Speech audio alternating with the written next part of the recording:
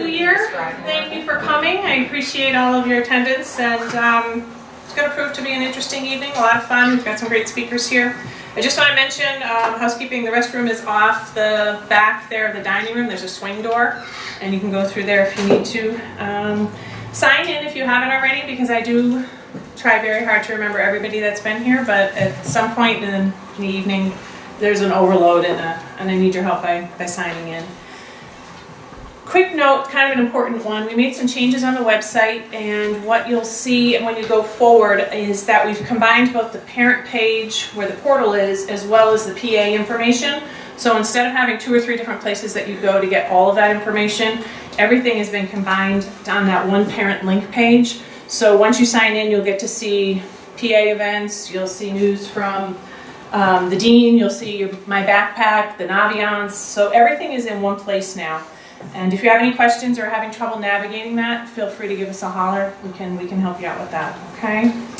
Couple of upcoming events. We have an open house this Sunday, the 13th. I think it's from 1 to 3, is that right? 1 to 4. 1 to 4, thank you. And Elise has some signs tonight, so if your ground isn't too frozen at home and you'd like to put a sign out to let the neighbors know that WMA has an open house, that would be greatly appreciated.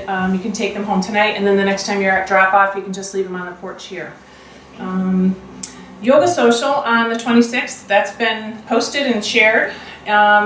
Liz Salvador is one of our co-parents here. She's very excited about this, as we are. It's kind of a neat, fun thing we haven't done before. She's got new interest over at the yoga shop in Ludlow, and she can't wait to have folks there to host them and enjoy it. Don't be afraid if you've never done it, and if you don't want to do it and you just want to come and see what it's all about, you can do that too. She said be brave is what she had in her last email to me. What's the date on that?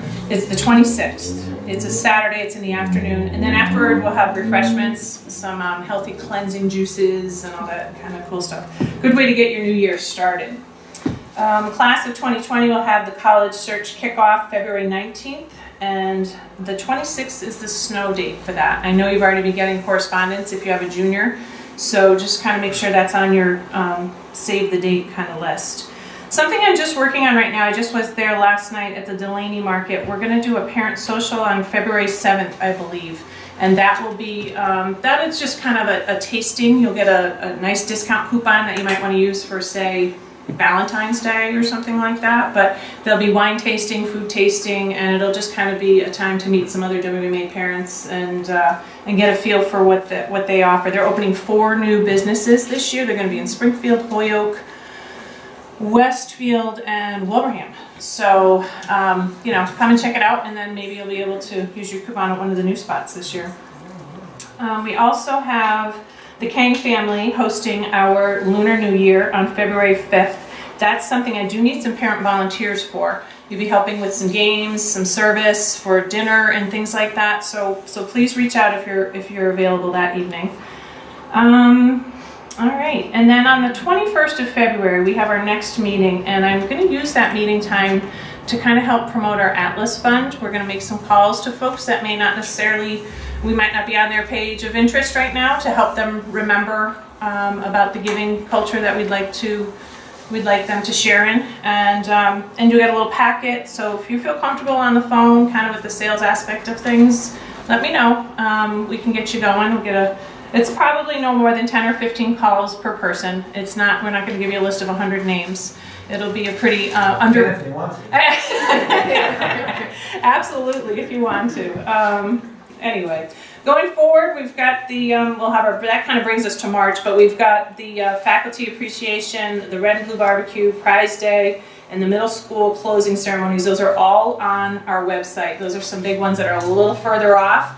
But if you have some time this spring, those dates are there. Take a look at your calendar and let me know when you think you can come on in, and we would love to have you. So tonight we have some guest speakers. They're here to share some information about the study and the student support mechanisms that are kind of woven into the daily schedule of our curriculum, as well as a little overview of our academic support services.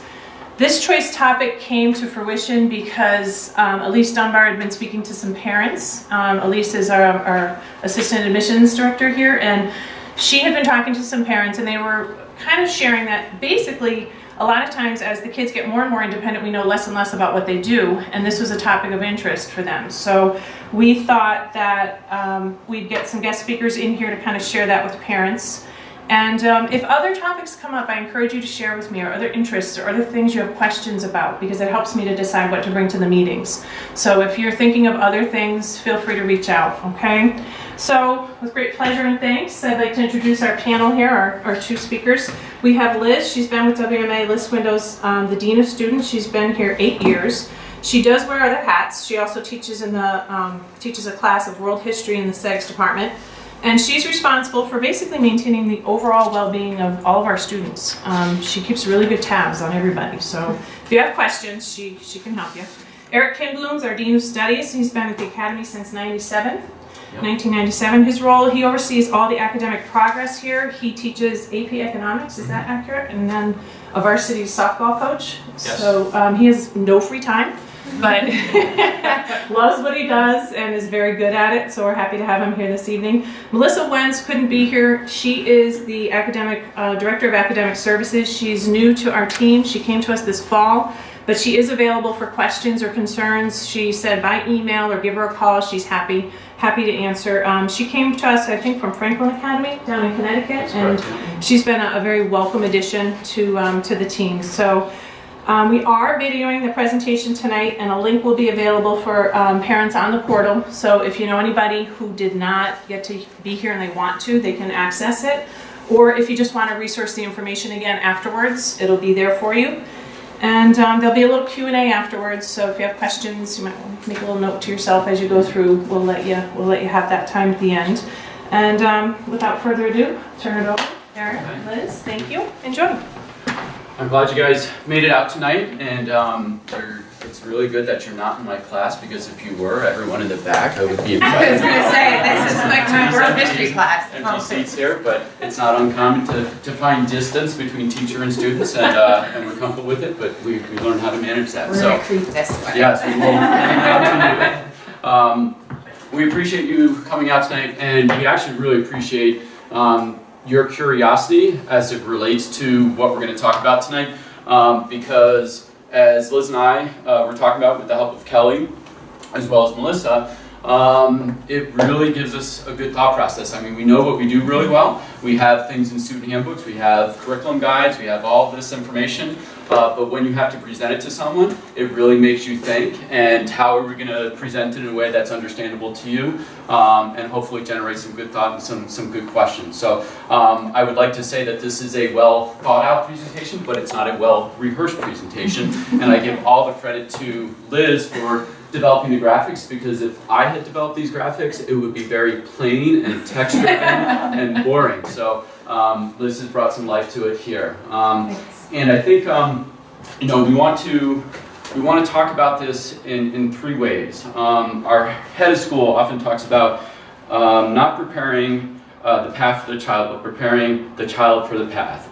So we want to explain kind of what that means, and specifically, what is the path, and then we want to talk to you about our program from a macro level, in terms of the overall program structure of the day, where academics is a priority, and what that looks like, and then break it down into more of a micro level. I apologize for the economic terms that I'm incorporating here, but that's kind of the nature of the beast. And understand the more individual components of our program a little bit better for you.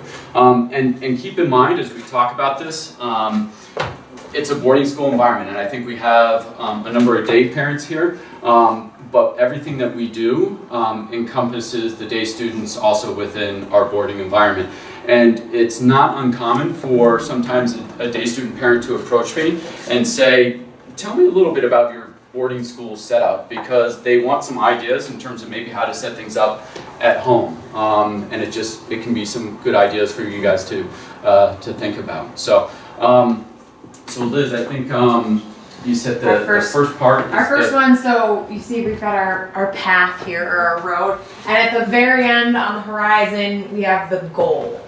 So our little Titan down here, and one of our students actually drew our Titan in the front.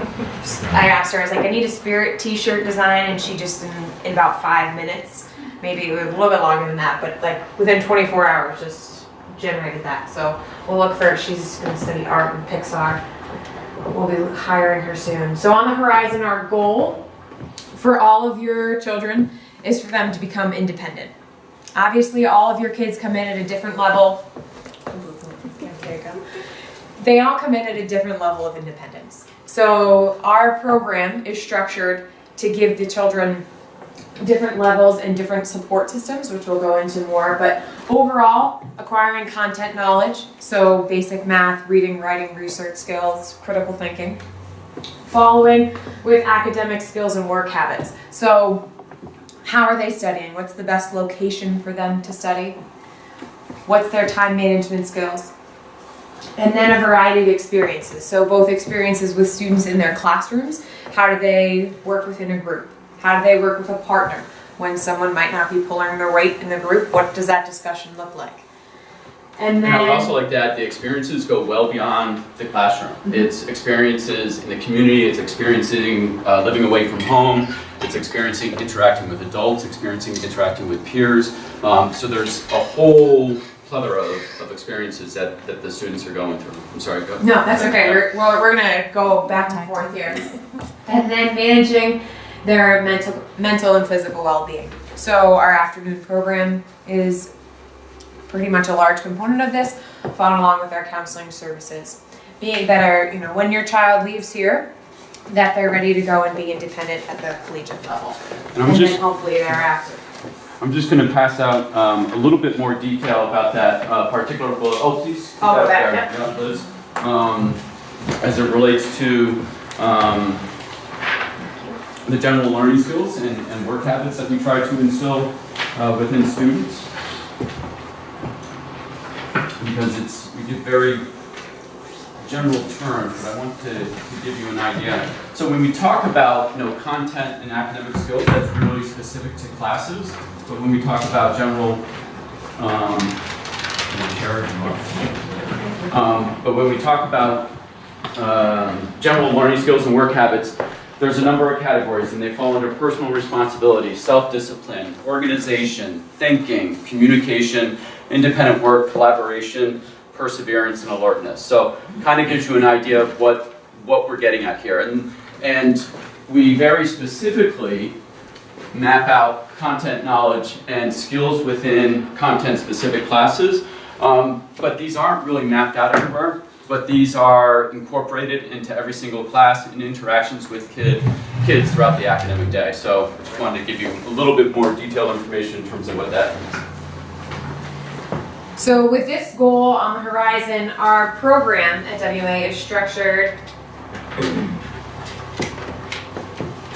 with that goal in mind. And so we've broken it down in sort of 24/7 mentality. So starting with the academic day, the 8 to 3 component. And so all of what we do during the day is focusing on the students taking responsibility. So responsibility of their learning, their social interactions, and then developing and maturing. So the academic day, you drop your student off at sometime between 7 and hopefully 7:55 so they get to class on time. Going until 3 o'clock, and we have an 8-period schedule. And I think, did you have copies of the schedule or a copy? Oh, I did bring copies of the schedule, yeah.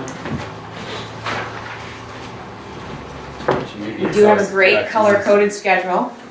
So if you've seen one of these before, we have students label the classes that they're in. So they do rotate. So the first 2 blocks, A and B, will rotate to the end of the day on Tuesday. And then Thursday and Friday, we'll have our longer 65-minute classes where we'll have labs, do more project work. And students take 5 to 6 classes. And this is speaking from the upper school perspective. In the middle school, they have classes throughout the day. So that's important. So if we can kind of go back to the path a little bit, right? So as the students are younger, things are structured a little bit more, and we certainly have the ability. Can you go back to the path just one more time?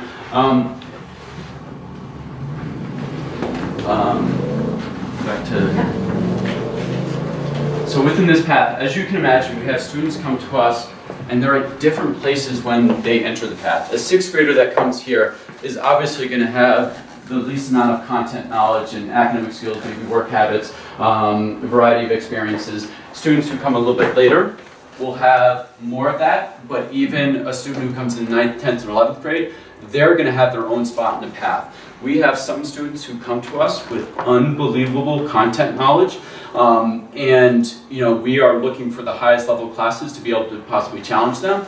But when you talk about work habits or a variety of experiences, they may be very well to themselves. They work well independently, but they haven't really learned how to collaborate with others. So there's something on the path for them, for us to be able to develop. And it could be vice versa. You could have someone who comes in with extremely strong academic skills, personal responsibility, organizational, gets their work done well, but they may not be at a high content level, right? So when people come in, there's just so many different parts of the path that we need to try to help fill in to try to get them ready for that goal. So.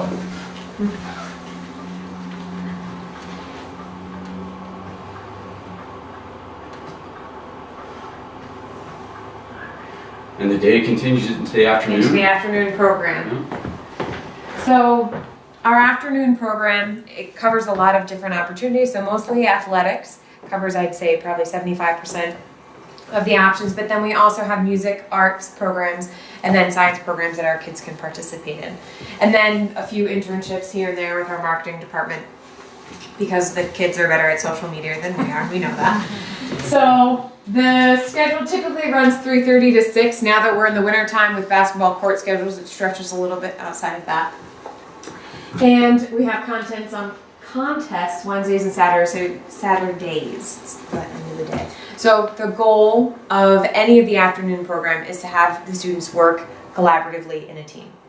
So whether they're in Science Olympiad working on their own project, they still have to interact with the other students. They have to describe what they're doing, present maybe to a group. Obviously, if you're working on I was a field hockey coach, so if you're working on the field hockey team, it's working within a group, supporting the younger students, learning from the older students as well. Anything you want to add to that, Coach? Nothing to add. Right. Our early evening, this is since most are 8 to 3, we do not have, for the upper school, we don't have our activities meet during this time because we want to focus 8 to 3 on academics. So if our students are meeting with teachers, it's primarily for their course objectives. And then the afternoon, we have 25 different clubs that meet, so between 6 and 8, somehow they fit it in. So a variety of different clubs. All clubs have a faculty advisor. So we have them meet, clubs, a French club I think is meeting tonight. And then we also have courses that will happen if we've got journalism, international relations, which is like Model UN. Academy Singers. Academy Singers. And those are the 3 primary ones in the evening. So 6 to 8, they're moving around pretty rapidly. And then at 7:30, our boarding students are heading into the dorm for their room check. And that's making sure their room's clean and all of that. And their dorm parent, we have a dorm parent on duty every night of the week to make sure that they're ready in their dorm, and then as well as support them academically during study hall. So can we go back to the big picture here?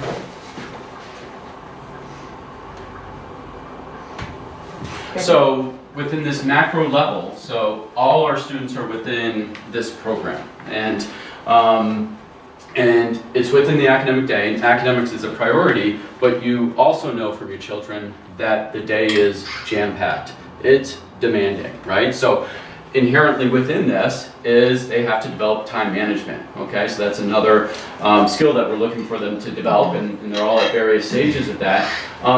And also interesting on the macro level, and we'll get into this a little bit more detail, as it relates to developing independence, as it relates to giving some more responsibilities to one's own time rather than it being structured. What we have built in here for our boarding program, particularly during the academic day, if we have a student who's struggling, completing their homework well and on time, we have a study hall that we can put them into, okay?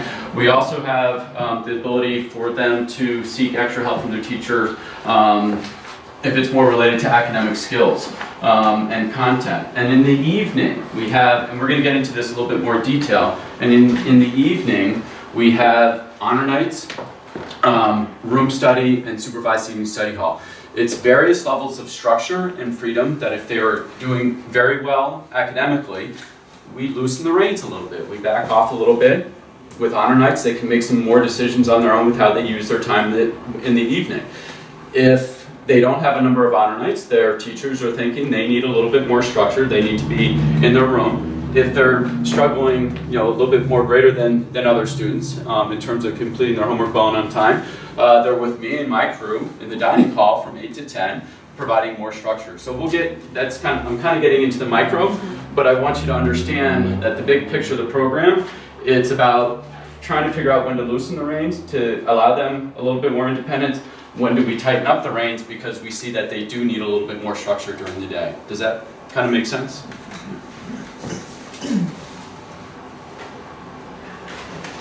So now, picking up some econ terms, going into the micro, the specific pieces that are with your student as they're traveling along the path. We'll start with Yeah, and the idea with the micro part here is this is more the individualized part. How do we as a school identify and guide what your child may need here at the academy? Okay, the macro level, every kind of one gets the macro level in terms of loosening the reins, tightening the reins, but now we're getting at how do we guide your child specifically. And so Eric and I, how we work together is trying to figure out what that level is. So I primarily am working with outside of the academics, and then Eric and I get together, we meet, our offices connect. Yeah, it coincides, so. So we try to figure out, okay, if something is going on, if a student needs more support in one area, there's probably not just one area that they need help in. If a kid is not getting to class on time, that's pretty indicative that there's something else going on. So we're in constant communication to make sure our supports are there. So advisory is our first one. And I am in charge of the advisor program. All of your children have an advisor that they meet with weekly, at least once a week.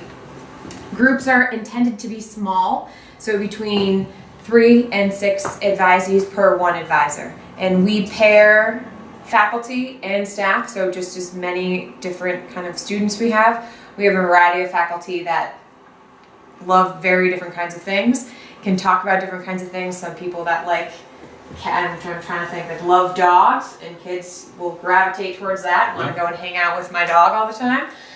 Or we have, our IT department. If a student is really into computer science or cybersecurity, I know exactly who to put them with for that. So in, I'd say usually June and July and August, I sit with the admissions team and we go through each file and assign your student to an advisor. This is not their lifetime advisor, although it can be. The advisor, the student can change after the first trimester, and then anytime thereafter if they're not comfortable with who their advisor is. So if they've made a better connection with a teacher, a coach, a dorm parent, that's the opportunity for them to switch as well. And so as Eric brings up the routines and resources, so the advisors during their meetings, they check and review grades every marking period or so. So next week and the following week, advisors will be doing that. And making sure that the students are reading the comments that the teachers are reading, because most of the time they might not be that first on Friday afternoon when the comments are ready. I would say, I don't know what percentage of kids are going to look at the comments. It really depends, it varies. Yeah, but some that might need to read their comments or not. So that's where the advisor steps in, knows their student really well and says, hey Liz, I think you need to read this comment over here, and can boil it down for them what they need to do.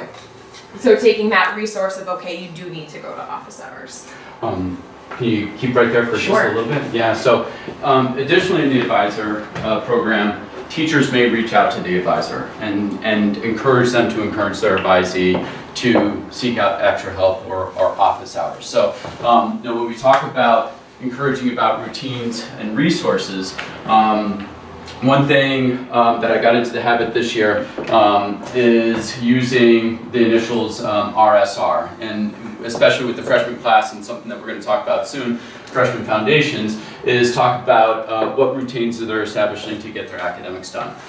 What resources are they using to get help that they may need, and what strategies are they trying to better perform on certain assessments or whatever. So it's always talking about resource strategies and routines.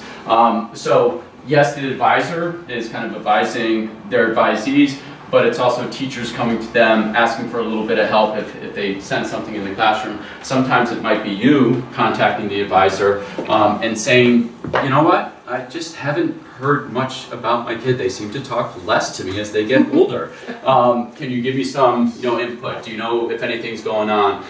Should there be anything I should be worried about? And the advisor may know offhand immediately, or they may say, you know what, I've been operating under the assumption of no news is good news, but let me do a little bit of digging and ask the teachers and see if I can get back to you.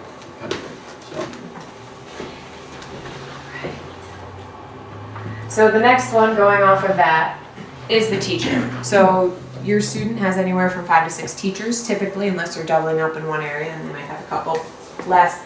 In the classroom, it's hard for us to really get into detail. I mean, I could tell you everything I do in world history to make a student's learning individualized and scaffolded, but we don't have enough time for that, and I can't cover every teacher. So our classes are small, so our teachers are working with students on an individual basis, and they have teachers teach a course load of 3 to 4, sometimes. Do we have anyone doing 5 classes this year? Occasionally, but it's very rare. Yeah. So our teachers in an 8-class period have free blocks to meet with students. Then your teachers also do grades and comments, so that's kind of the primary feedback venue for you to understand what's going on in the classroom, and then Parents Weekend to meet with the teachers. Also, that's in October. If you want to meet with teachers at any other time, that is an opportunity for you. When we were talking, Kelly, I think you asked us, you're like, well, who does a parent talk to if they have a question? You have the advisor, you have the dean, you have the teacher. It really depends on what you're most comfortable with. If you've established a relationship with the teacher, that you would be, what's going on? What's going on with Liz in class? I see she's missed 3 homeworks. What's happening? If you don't want to ask her, you go to Eric and say, Liz hasn't posted grades in a little while. Maybe, or, something's going on. I heard everyone failed her quiz. What's happening? You might not want to ask me about that question for my class. You might feel more comfortable going to Eric. Yeah. Or the advisor. And if the advisor isn't quite sure how to manage it, the advisor will always come to one of us and ask for some guidance or ask us to contact you. Okay? But it really is a level of comfort. Like, we want you to be able to find the adult on campus that you feel comfortable approaching. Some parents are absolutely fine emailing, picking up the phone, talking to teachers. Some have made a good connection with the advisor. Some are just more comfortable giving us a call and say, can you please tell me what direction to go into? So we try to make it easier for you in terms of opening the door and getting the information that you need. So with teachers, this is, for students, we consider this to be a resource, okay? And teachers will often ask students to come to office hours for extra help or directed study. And office hours happen Monday, Tuesday, and Friday. It's a small block of time. We also let students know that their teachers and them may have a mutual free period. So ask them when the mutual free period is. We also have teachers that are available sometimes in the early evening in Rich Hall lobby. They're available in the dormitories at night. They can make arrangements to come meet in supervising study hall and have a little session to go over some content that they may have been confused about. There's many different avenues and venues where they can access their teachers outside of office hours. I forget what the next one is extra help. So this is the general overall. The general overall extra help. So in grades and comments, you will see that sometimes students will get an honor night recommendation, they'll get an extra help recommendation, and they'll get a directed study recommendation. Okay? Honor nights means that they've demonstrated an ability to do very well in a class and probably a level of independence in the class where the teacher feels comfortable to say, you know what, I'm going to reward you an honor night for this marking period. For boarding students, that just means they have the opportunity, instead of studying in their room with their door open, they could have their door closed, have a little bit more privacy. They could study out in the lobby, they could study down in Rich Hall lobby, they could study in the library. It just gives them a little bit more freedom in terms of where and how they use their time. They really value it. Like it's a really good incentive program, and it's amazing how sometimes they'll focus more on the honor night than the grade. Like, I want my honor night. I want some freedom here to make decisions. And once they have it, it's interesting because if a student gets an honor night for the first time and they use it well, they keep on getting more honor nights, and they really like that. So they can get anywhere from 1 to 5. For freshmen, we hold them to 2, I think, right? Because we don't want them to have too much freedom, so we kind of constrain it a little bit. But then there might be the student who gets the 1 honor night, and they might not use it as well as they should have, and then all of a sudden they lose it the next marking period, and they're like, oh, right? I know what I did. It motivates them to work harder, and often they get their honor night back in the next marking period. So it's a good system to provide incentive. And this appears as the H next to the grade, so the H, E, extra help, and D for directed study. Yeah. I've even heard some parents over the years say that they even appreciated the day parents, because even though their child isn't a boarder, they're like, that gives me some sort of indication in terms of how much freedom or how much I should keep an eye on them at home. So I don't know a lot of day parents who do that, but I do know in the past there's been some day parents who have actually used that.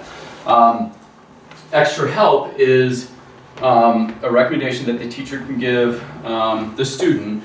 It's not mandatory, but they say, you know what, I think you would benefit from it. And what we hope as an adult community is that those students will take the initiative then to go the extra help, right?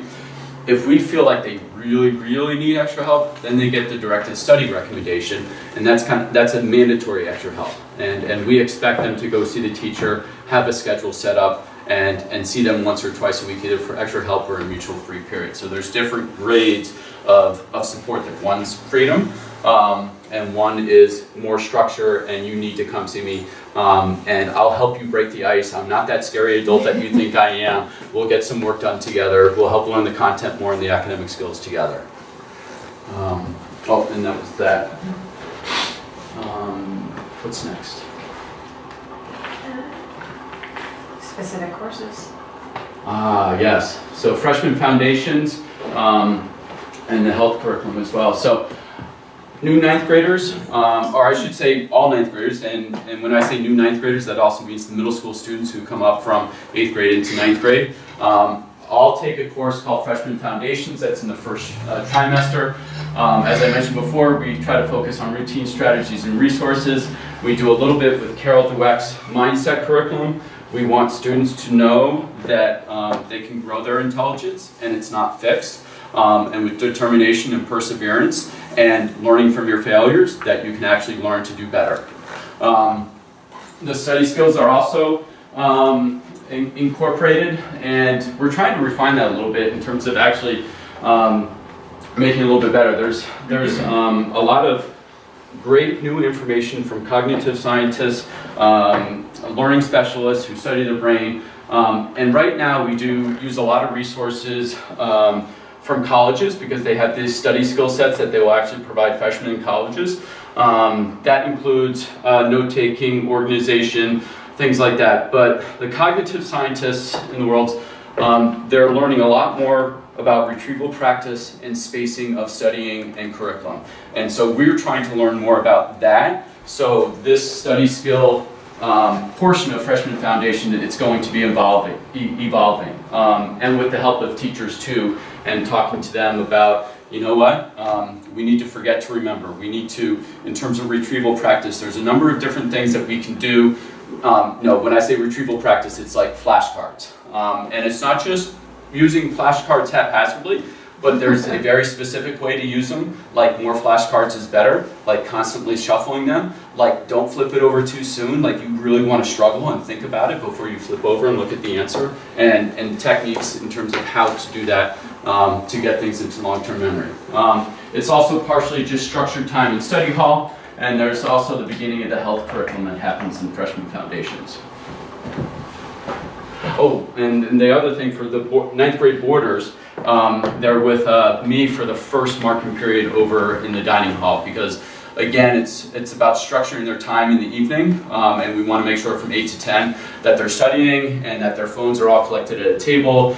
Their computer screens are all facing towards me, so I can kind of keep an eye on what's happening, making sure that instant messages and all that is kind of turned off. So we try to get them off to a good start as it relates to that.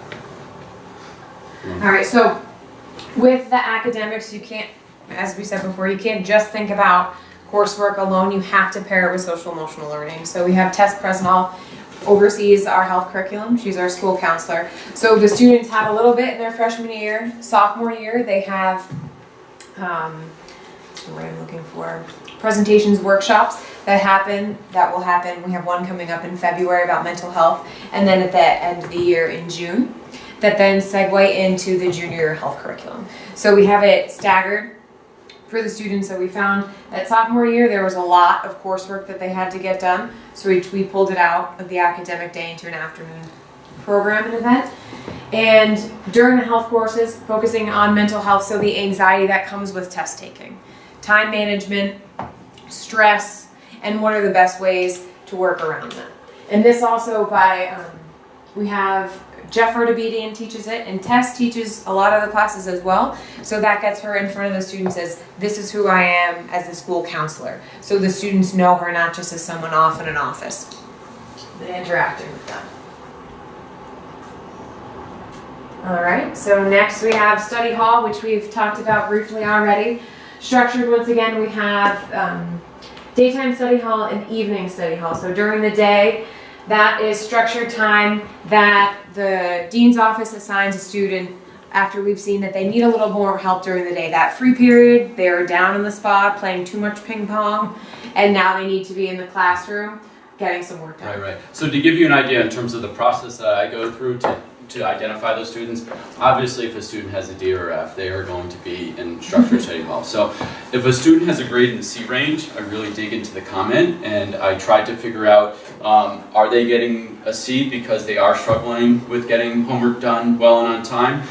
Kind of the day-to-day stuff, or how are they engaged in class? But if they seem to be doing all the things related to personal responsibility, getting things done on time, then I say to myself, well, if they're doing all the right things and they're getting a C, they seem to have difficulty somewhere else. And it's probably with content or some sort of academic skill. So I'd rather make sure that there's a directed study, a mandatory mandatory extra help with the teacher and get the help that they need, than necessarily throw them into the study hall. And it really needs to be kind of a fine balance, because as much as this is part of the program to help a student, sometimes they feel like it's punitive, right? And you don't want them to feel like it's punitive. And sometimes it's a matter of just pulling them into the office and just say, look, you haven't done anything wrong. We just want to be able to provide some more structured time. We want this to be the plan. You know, they'll ask, can I still see my teachers during extra help if I'm in study hall? And I say, absolutely. Just make sure you go to the teacher, you get a pass, you bring that back to the study hall monitor. So we're not trying to kind of throw them in jail and make them figure it out and how to get out of it. But it's a supportive type of environment that includes structured time and what academic skills or things can we help work on. And it is supervised by teachers, so if someone missed a quiz, that's another opportunity that they're in a classroom, an academic setting, trying to get their work done, rather than on the bus to the track meet or something like that. The other thing, just so that you're aware of it, on occasion, I'll have a parent contact me and say, I really think study hall would be good for my kid. And I'll be like, okay, let me take a look at the grades and let me take a look at the comments. Let me kind of get the data first, right? Because they know something about their kid and they just feel like that added structured time would be good. And to be honest with you, there's a lot of comments that need to be read and I'm not going to necessarily catch everything. And a parent might bring something to my attention and I'll say, you know what, I agree with you.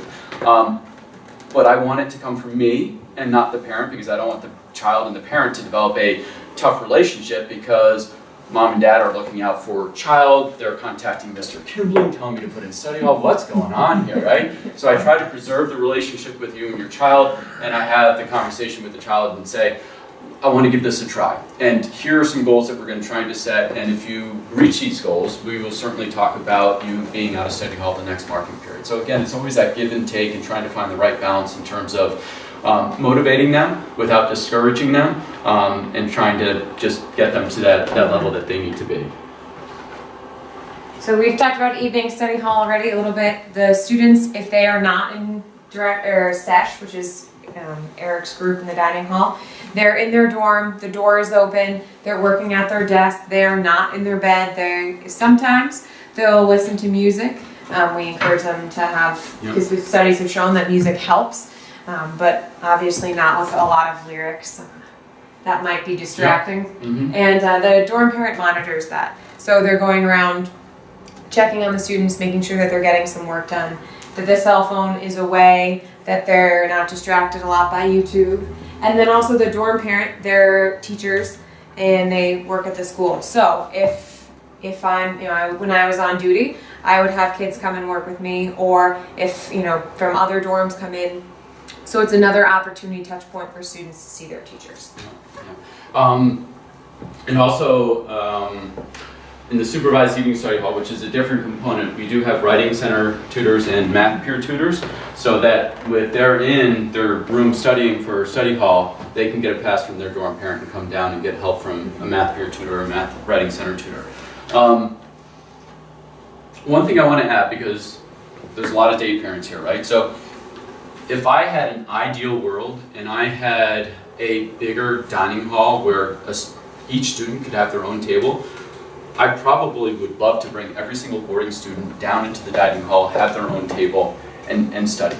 Because psychologists will say that, you know what, your bedroom should really be just for sleeping. So we are asking students to study and sleep in their room, and we recognize that. So we try to compartmentalize it, right? So that's why we have them study at their desk, because when they're at their desk, they're thinking, okay, that's the time to be academically productive, rather than studying in their bed. So, you can think about it at home, and when they study up in their room, yes, we're giving them a little bit of freedom. We don't know exactly everything that's going on in the room, not unlike your children who might be studying in your room. But when I talk to parents of day students, and if they're having some difficulty at home, sometimes I'll talk to the day student, I'll be like, where do you do your work? And they're like, in my bedroom. I was like, have you ever thought about doing it at the dining hall table, or dining room table, or the kitchen table? I said, is there a clear space when you're in the house so that you can feel like you're going to go there, and that's the purpose. Like, let's leave your room for resting, downtime, sleeping, and let's have a study space somewhere else. So on occasion, I will have conversations with day students at the request of their parents to try to set up something a little bit different, okay? Am I going to make it absolutely perfect for you at home? No. They're going to come home, they're still going to want to kind of fight a little bit, and I want to study in my room. But sometimes we do have some decent success, and I don't know, if you can create that structure at home. Like I said, if I had an ideal world here, every single student would be out of their dorm room into a huge dining hall, and they would each have their own table, because it associates that I'm here and I got work to do for 2 hours. So just something that we struggle with, just because we have limited resources, but I think we do a really darn good job in what we do in terms of helping them be productive in their room. Our library, I didn't put up here, but our library is also open during study hall, so students can use that at night as well. So going into academic services. Yep, I'll talk about that. So So in the public school system, you're probably familiar with hearing things like IEPs and 504 plans, okay? So when a student has a diagnosed learning disability or some other thing that requires some accommodations at their school, they will go through that avenue. We don't do IEPs or 504 plans. We operate more like a small college, where if a student does have a diagnosed learning disability, or if they have diagnosed ADD, as long as we have the proper documentation, we are required by ADA to provide reasonable accommodations. So we do for those kids. And typical reasonable accommodations would be extended time for tests, use of a computer, note-taking accommodations, those type of things, which are very common and widespread in colleges too. So as long as we have the proper documentation, we would provide those accommodations. And then there's also the academic service component that families can, for a fee, buy into our academic services program. So not all students who have accommodations are in academic services. And when I say sign up for it, so you can sign up for 1 slot, 2 slots, 3 slots, 4 slots. say if you had signed up for 3 slots, that means a free period in their day for 3 times a week, they would meet with someone from academic services. And it could be in a one-on-one situation, or it could be a small group situation. And specifically, they work on compensatory strategies. I always have to think about that word because I want to say it wrong every single time. But compensatory strategies to help them develop a toolkit that would be beneficial for them in the classroom. You don't have to have a diagnosed learning disability. You don't have to qualify for accommodations if you want to enroll your child in an academic services program, but it's an additional fee. And it's a little bit steep. It's $2,500 for the year for 1 session. So 2 sessions a week would be $5,000, so on and so forth. It's a great program. We have really good success. They have a wonderful set of skills for developing those compensatory strategies, and you can certainly learn more about it online, or if you have questions, you could contact me or Melissa Wentz, and we'd be happy to talk to you about it. So our next support system here, so Tess Presnell, I've mentioned her already. She's our school counselor. She works with our students to make sure that they have the needs emotionally supported. She also works a lot on goal setting, so your student might not have anxiety. It might be one issue where they're nervous about something, have difficulty with their friends, with a coach, and they might not want to talk to their advisor about it. They could be having trouble with their advisor.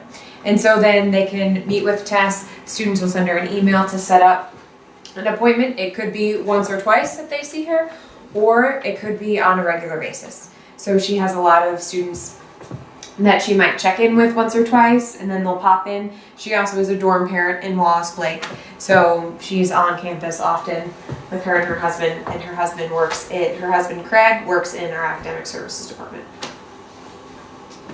And then the next point, some students don't want to see our on-campus school counselor or might need a little bit more mental health support, so our health services will help identify an off-campus counselor that students can go to. So whether it's a psychologist or a therapist, social worker, we will then help with transportation. So if you're living 45 minutes away, not so easy to get your student to an appointment somewhere, or if they are a boarding student, we'll help with transportation to that.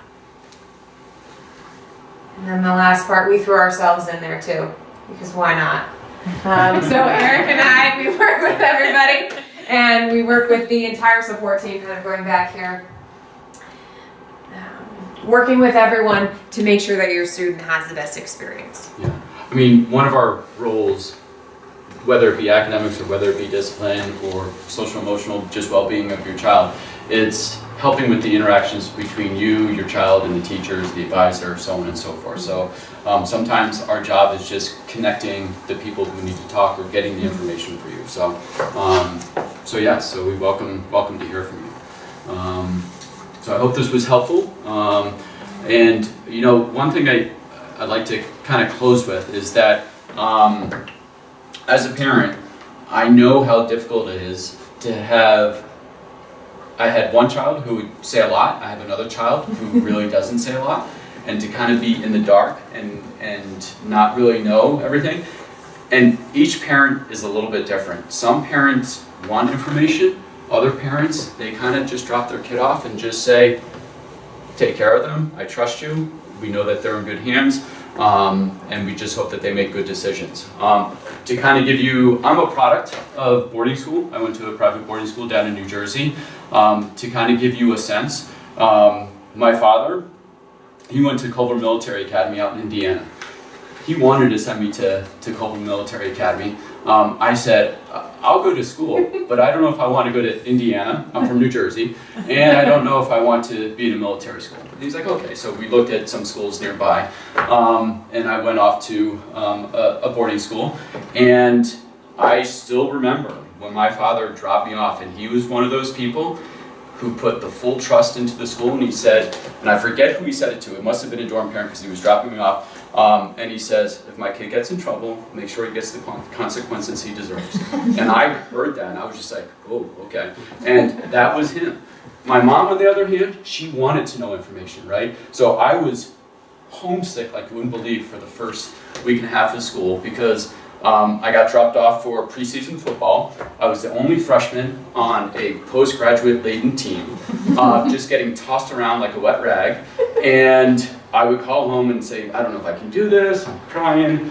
And then all of a sudden classes started, the dorm populated with all the other students. I got my group of friends, and like my mom didn't hear from me for 3 weeks. So this was before cell phones, right? So, and we had pay phones in the dorms, so you pick up the pay phone, make a collect call. And all of a sudden, I kid you not, it was Sunday, and it was at 10 o'clock, and all of a sudden there was a on my dorm door, and I opened it, and my dad was there. I was like, Dad.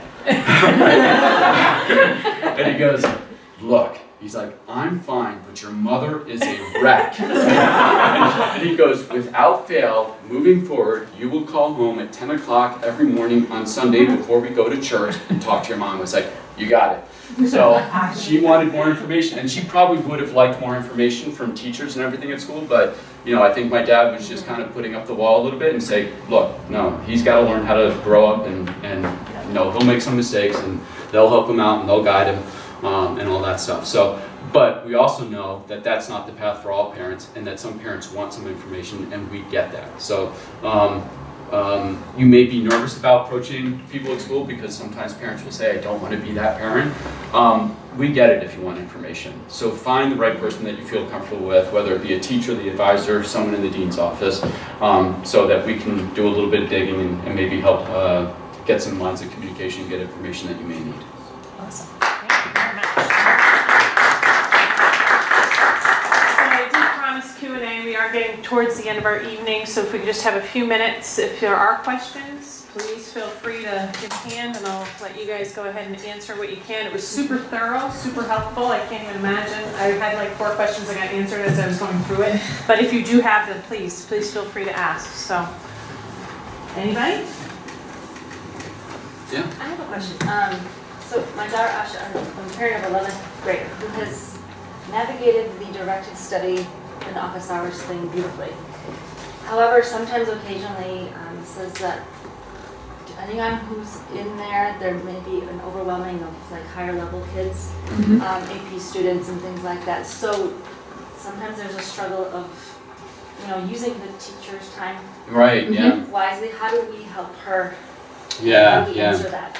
And that's interesting. So, office hours where teachers are available, you have a wide range of ability of students that are going. So you have some students who are struggling with some sort of content or skill that they've learned that they want help with, right?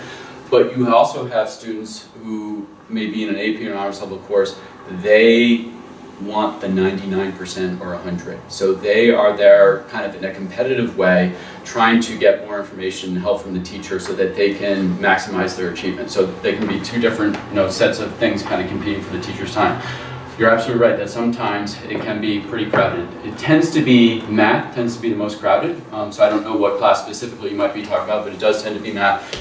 What I encourage is to see if there's a mutual free period or another time that can meet with Asha. So, and if she needs help with that, like I am more than willing. I can even do some work behind the scenes. I can look up the teacher, I can look at her schedule, I can let you know if they do have a mutual free period or not, and if we need to try to identify something a little bit different.